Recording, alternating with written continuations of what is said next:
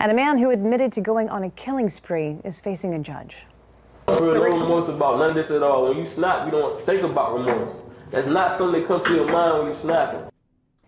Cola Beal spoke to News 3 from jail shortly after his arrest back in March. And today, detectives corroborated Beal's jailhouse confession in court.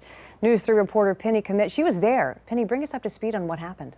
Well, Jen, few of us can forget that chilling jailhouse interview where Cola Beal admitted to killing 3 people, all of them very close to him. Today, he faced a judge for 2 of the murders, the 2 that happened in Virginia Beach.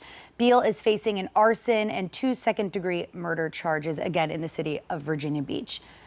Now, again, very chilling jailhouse interview. His story being corroborated by several detectives inside of the courtroom today. You can see footage of him right there.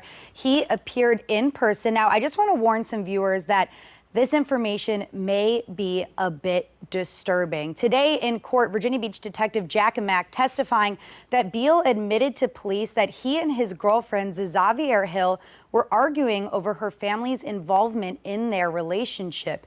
Beal then snapped, tied up his girlfriend, and placed her in her bed. According to detectives, Beal then brought Hill's dog into the bedroom, poured bleach on the dog, and then went to set the animal on fire.